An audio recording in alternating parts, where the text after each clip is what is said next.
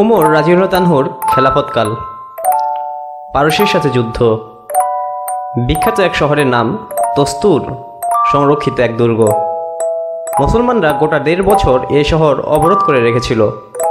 তারপর আল্লাহ তাআলা তাদের বিজয় দান করলেন। কঠিনতম এক যুদ্ধ ছিল। দীর্ঘদিন চেষ্টা করেও দুর্গের প্রধান ফটক কবজা করা যাচ্ছিল না। রক্তক্ষয়ী সংঘর্ষের পর ফজরের নামাজের ঠিক আগ মুহূর্তে সদর দরজা দখল হলো। জোয়ারের পানির মতো 30,000 মুজাহিদ শহরে ঢুকে পড়ল। আর প্রতিপক্ষ 1.5 লক্ষ।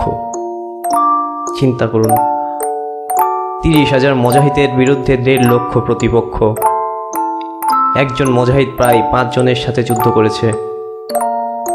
ইস, নজিরবিহীন লড়াই হলো। মুসলমানদের জন্য ছিল খুবই ঝুঁকিপূর্ণ। 1.5 লক্ষ মরিয়া সৈন্যর বিরুদ্ধে 4 দেয়ালের মধ্যে যুদ্ধ চালিয়ে যাওয়ার চরম ঝুঁকির একটা কাজ। পা জমিয়ে রাখা যাচ্ছিল না। কিন্তু আল্লাহ তাআলা বিজয় দান করলেন। বিজয় সম্পূর্ণ হতে হতে সূর্য উঠে গিয়েছিল। ফজরের নামাজ কাজা হয়ে গেল। সঙ্গীন পরিস্থিতিতে সালাতুল খাউফ পড়াও অসম্ভব ছিল।